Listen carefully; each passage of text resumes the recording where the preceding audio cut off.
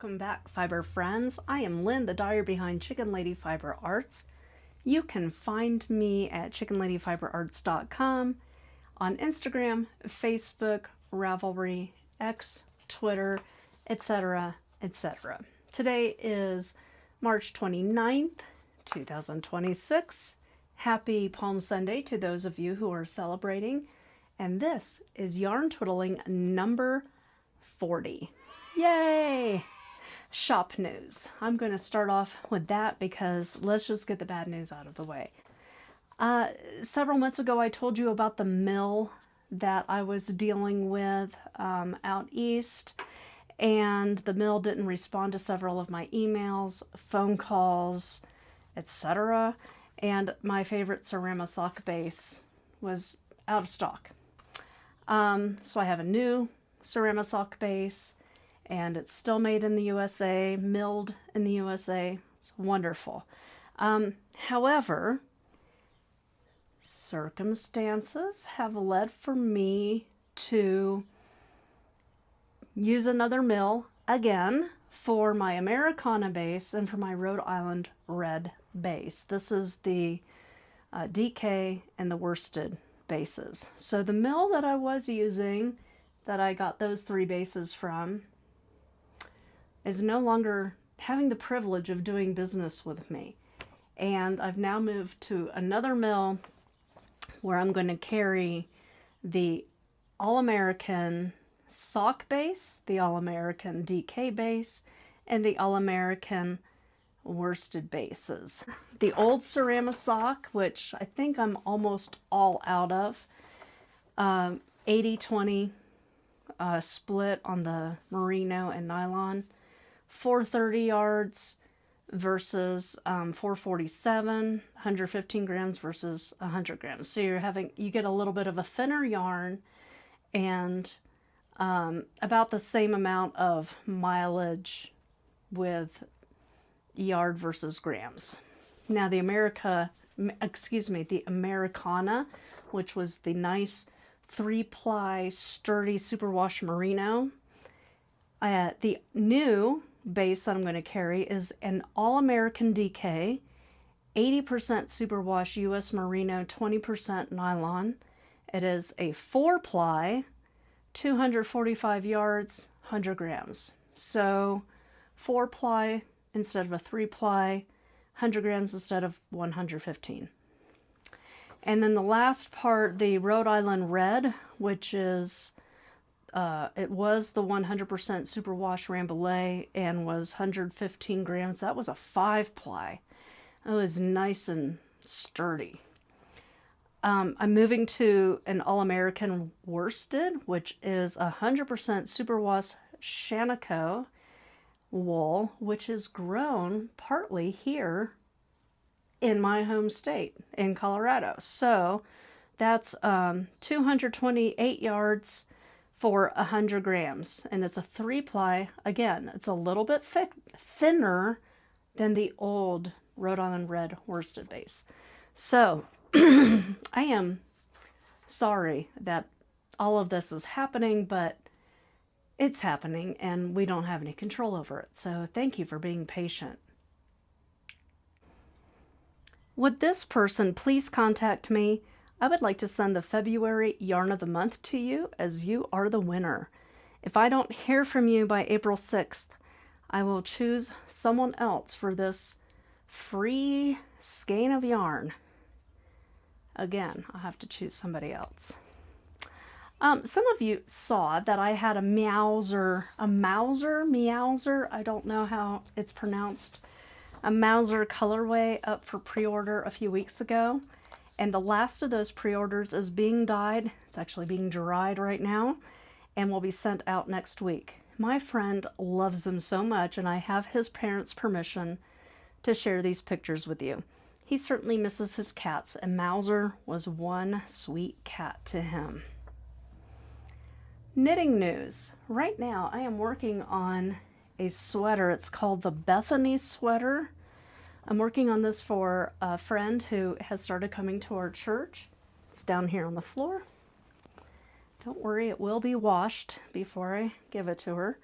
I have a split for the sleeves. This is a bottom-up sweater. So you knit, knit, knit, knit, and then you split for the sleeves. This will be the back, and this is the left front and the right front. I'm doing both at the same time. I have started this, I think, 4 or 5 different times. It's got a cute little moss stitch. The whole thing is supposed to be moss stitch and lace, and I started this 4 or 5 different times, and because I wasn't quite sure of her size, and I was standing next to her one day and I hugged her and I thought, oh, I better go up a size. Right now, she's 9 years old. And if this is a little big, that's okay. I know that she will continue to wear it. This is a free pattern. On Ravelry, you have to go to the Barocco site, though, and it's called the Bethany. I am using, because this is for a young lady, I'm using Barocco Vintage, which is 52% acrylic, 40% wool, and 8% nylon. So it can be thrown in the washer, it can be thrown in the dryer, which is great. I know she's going to get lots of use of it because it is in the color Shocking, and she loves bright pink. So this is for her. She has no idea that I'm making this for her, and I hope to have it done by Pascha, which is in 2 weeks. I'm also, again, it's down here on the floor in my bag. This is my Wizard of Oz bag by Nick Knack Knits Company. Here's her little tag. Whoop, I don't want to show off the chart. But this is a hat I'm making out of 2 purples. And it says, I hope you can see this, Warrior on it. This is for my girlfriend who just had a lumpectomy. And so she's battling cancer. And it's been so warm lately, she won't be able to wear this yet. But she'll be able to wear it next winter, I hope. So this is for her, and it's about the only 2 things that I've been working on right now. What are you working on? Go ahead and tell me in the comments down below so that I can live vicariously through you. I have been pretty good about not casting on anything new. I have cast on itis just the same as you do. I think that we already know that buying yarn and knitting the yarn are 2 separate hobbies. And casting on, I think, is a 3rd hobby, isn't it? Tell me. Oh, excuse me.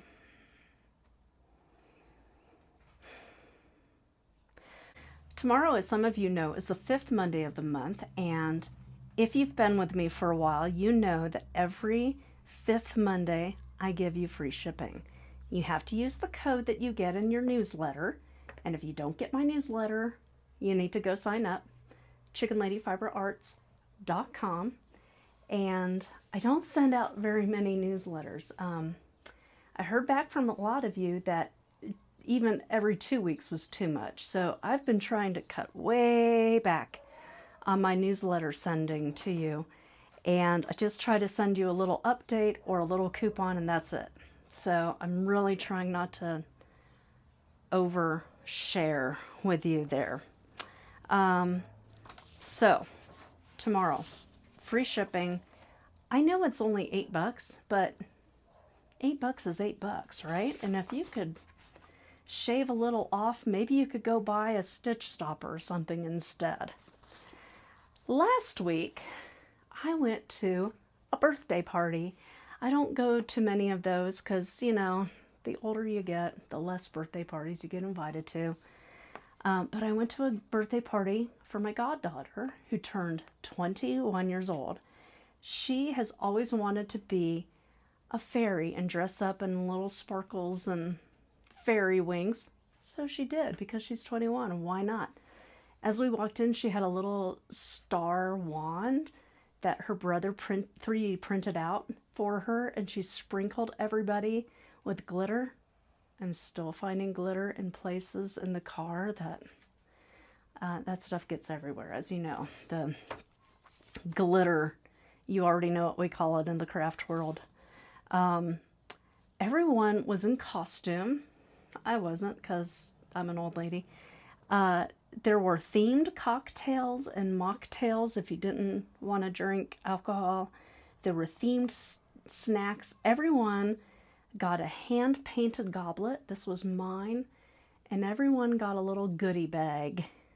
So I started asking people, what did you do on your 21st birthday? Oop, I'm sorry. Because it seems like it was a lot of decades ago for me. But on my 21st birthday, there was a very schwanky restaurant in town. It was called Le Berge, which means the inn. And Mom and Dad took me, and Aunt Nikki and Uncle Frank, my godparents. And we went to this very, like 7-course meal kind of place. And I had chocolate mousse for the first time. Oh, I thought it was lovely. And let's see, my husband was in an honor professional society when he was in college. And when he turned 21, he was in Boston for the Arnold Air Society. And I guess he had a big meeting there, like a national meeting, and he went and he had a drink. Our daughter, when she turned 21, we went to the local restaurant owned by some folks in our church, and she had her first margarita. She didn't really like it, so I took it off her hands for her. Liz went out to dinner with her best friend to a fancy Italian place and ordered an entire bottle of wine. She didn't say if she drank the whole thing, but she did say that they dined as adults. Kathy's son just wanted a family day, so they played golf and had dinner at the club. Kathy, though, when she turned 21, went to Bennigan's and had booze with her sorority sisters. She had a Monte Cristo sandwich and a slow gin fizz. Beth went with her friends to a bar called Amnesia in her college town. What a funny name for a bar. There was a clown there, scary, and the clown was making balloon animals who made a balloon crown for her. Beth, I think you should pull out that crown and continue to wear it. Dawn was already married, and her husband took her to the Top of the Mark, which was a bar at the top of the Mark Hopkins Hotel, and it turned 360 degrees. Then they went to dinner at Alioto's number 9 in Fisherman's Wharf in San Francisco. Kari was pregnant with her daughter and didn't have a big celebration. Corrine had been legal for 3 years already because she grew up in Canada, eh? So I guess she was already drinking at the age of 18. Kelly went to a private Christian college and no drinking was allowed. But, and this sounds like something my mom would do, her mom sent her 21 presents to open since she was 1,000 miles away from home. Kate was in Senegal for the summer, made fried chicken and mashed potatoes for all of her housemates, and they took her out dancing and drinking. So tell me, I'm curious, what did you do on your 21st birthday? Do you remember that far back? Was it just last year for some of you? Let me know down in the comments. And, keep it clean so that we can all read them and kind of relive our glory days through you. Yesterday, we had a little family outing, the 3 of us. As you know, our daughter likes to ride Flint, who is a Mustang. And the BLM land near here houses many, many acres of land for the wild Mustangs.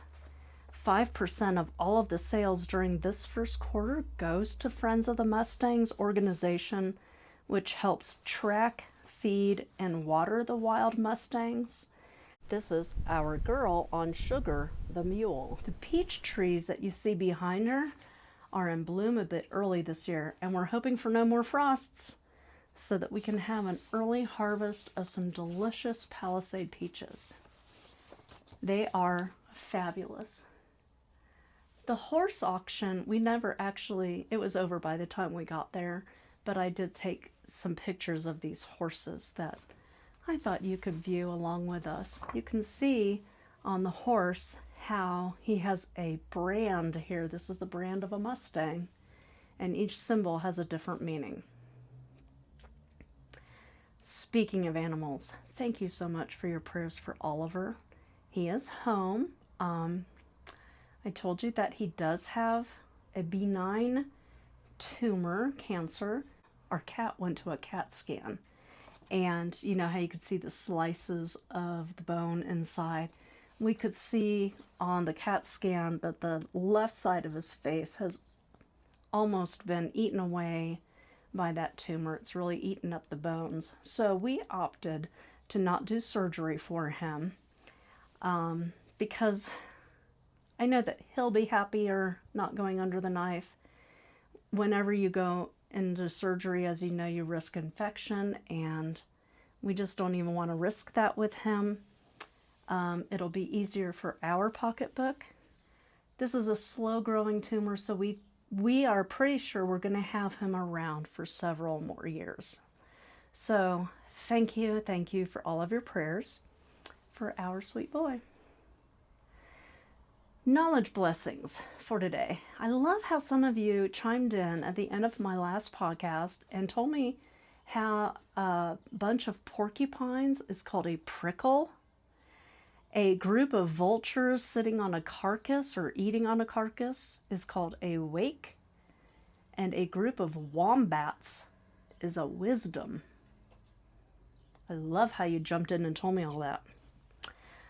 For your knowledge blessing today, I wanted to talk about Pascha. Pascha is what the Orthodox celebrate. And I don't know if you knew this, but I'm Orthodox. I won't be spending as much time in the next 2 weeks because this is the last 2 weeks. And, you know, one more week until Holy Week. And then there's like 19 services during that week. I will not be attending all of them, but I'll be attending as many as I can. Pascha is what's celebrated in the Orthodox Church. The word is derived from the Hebrew word Pesach, P-E-S-A-C-H, and forgive my mispronunciation. Pesach, I think, which means Passover, and it was adapted into Greek as Pascha.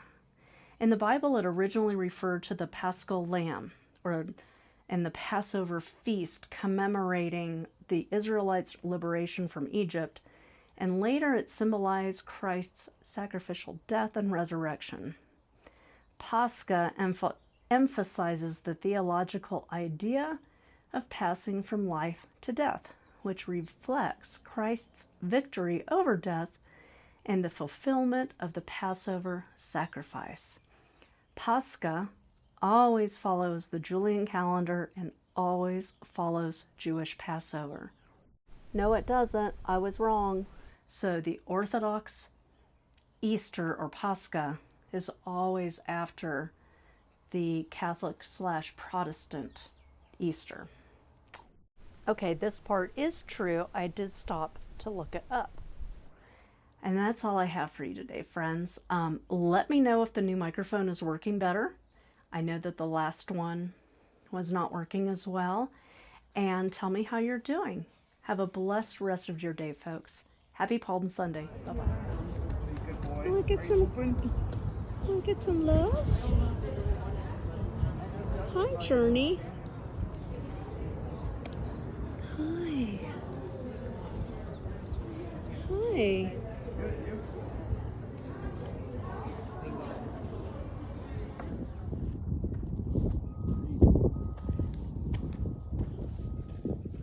Hey, Scotty, what's up? My husband's a man of few words.